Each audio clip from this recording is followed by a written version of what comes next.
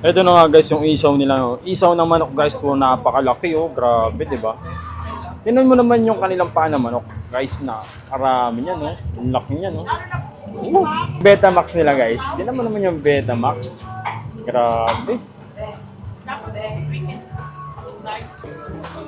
O sa mga mahilig sa puwet ng manok dyan guys, ito, napakarami, ilang piraso yun, 2, 4, 6, 8. 8 pirasong puwet ng manok. Diba? Eh yung barbecue nila guys, tingnan nyo naman yung barbecue. Ayun o, napakalaki niyan guys, grabe.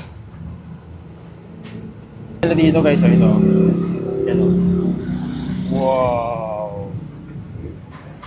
So, bukod doon sa kanilang mga inihaw on stick, meron din sila dito mga lutong ulam, meron kagaya ng kare-kare, laing, pusit. May sisig din sila dito, guys. May dinuguan, tapos chicharon bulaklak, saka yung ating lechon kawali.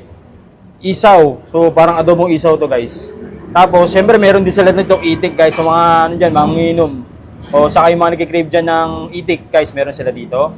Tapos, yun guys, meron silang Bat Choy Tagalog, oh. Bat Choy Tagalog. Tapos, meron din sila ditong papaitan. So, kung nagkikrave kayo papaitan, yung mga exotic, tapos itik, guys, meron sila dito.